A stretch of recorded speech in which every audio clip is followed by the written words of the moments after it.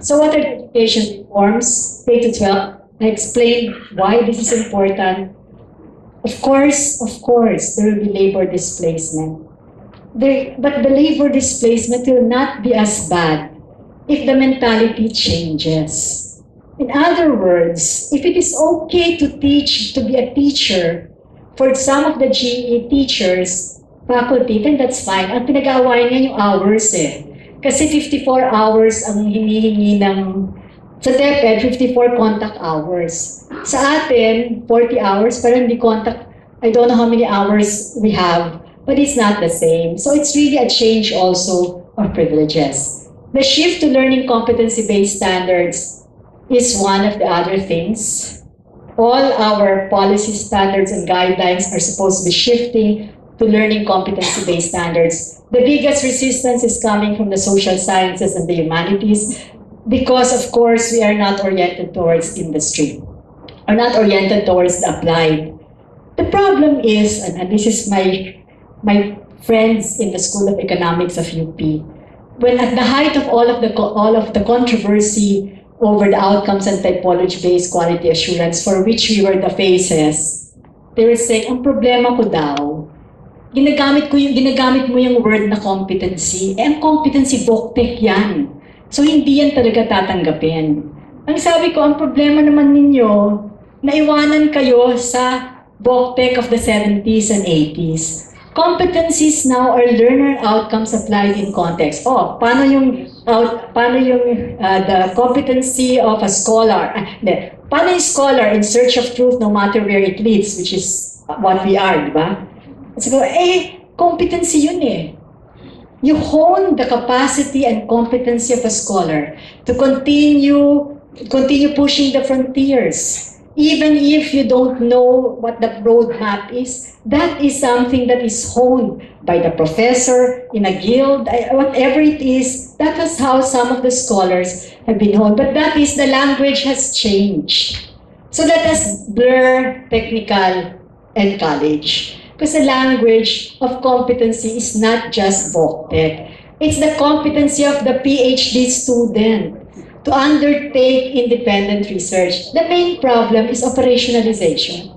But that's what we're all good at, diba? Operationalization. How do you operationalize? All of us talk about developing critical thinkers. But did we ever worry about what it means to develop a critical thinker, what kind of pedagogy or strategy you have to use, and what kind of assessment we will have to use to assess critical thinking? And that's social science, so it's not difficult. Except that I just got a text yesterday from a colleague from one of the schools here. And they were critiquing kasi pati attitudes. I think pinapalitan yung kanilang syllabus na dapat meron ng skills, knowledge, attitudes, etc. But the attitudes, that's something that you may not be able to measure in one semester. But there are certain things you can also do. So actually what's exciting, it's creative. What's difficult is it's so time-consuming. In a country where we're not paid so well, and that's why this is the obstacle.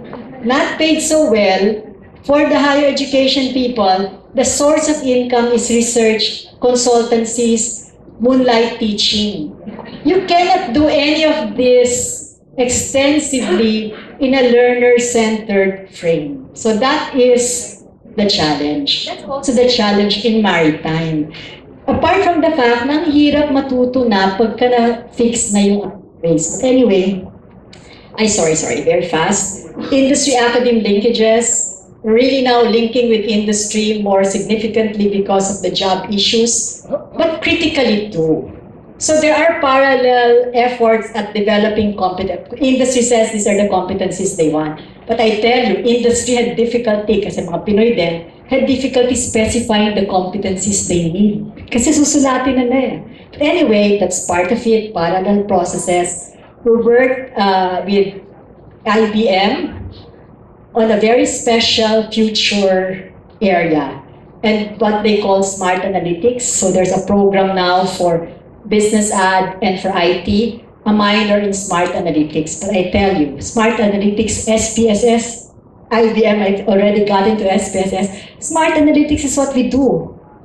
But now with bigger databases, and basically a stream, a minor will also be developed in the humanities and the social sciences. But that is, according to IBM's president, the demand for this kind of analytics is so high. And they've already projected, and they're trying to make the Philippines the hub of analytics. Why? Because the infrastructure of the business processing outsourcing is already here. Of course, we can be very critical of that as well. But anyway, just to say that, learner outcomes-based, technology-based quality assurance, we talked about that. The GE curriculum has been revised, it has become more integrative. Of course, with the caution that ang problema natin pag nagiging integrative, we divide it into parts. Just as in UP, we had the social science too. I remember this social and historical political thought or something. We divided on mas madali yan. Yung introduction to the philosophy of the development of the social sciences, actually one, I don't know the title of that. Ang ginawa dapat integrative yun, the social sciences and how it evolved. Hindi. It's 2 sessions for anthropology, 2 sessions for sociology, 2 sessions. But that is the challenge of the new GE. Kasi integrative siya eh. But if we are not integrative naman din, end up with the same problem we had before. Review, referencing with AQRF, and with ASEAN qualifications framework, which is developed by ASEAN network. All of those qualifications are always learner outcomes based. So I think that's what is meant by, huwag na nating debatihin yung mga words. We may mean the same thing, just as the word accreditation for us is the second level voluntary accreditation done by PAASCO, PACOCOA, etc. So Australia, accreditation is the permit giving. So in other words, we use the same word with different meanings. And ganon din po, kaya tayo nagdedebate because we have different meanings for the same words. And then research that translates into technological innovation, which is not very developed here, which is developed in other parts of the world and even in our region, kasi yan na nga ang niche na competitive advantage. Of course, the senior high school curriculum, basically, I just wanted to show, I know wala na. But anyway, I wanted to show you the role of the social scientists in 11 and 12. Problem is, we also are very insistent on what they should have in 11 and 12 without also thinking about the level of the 11 and 12. But anyway, that's another story.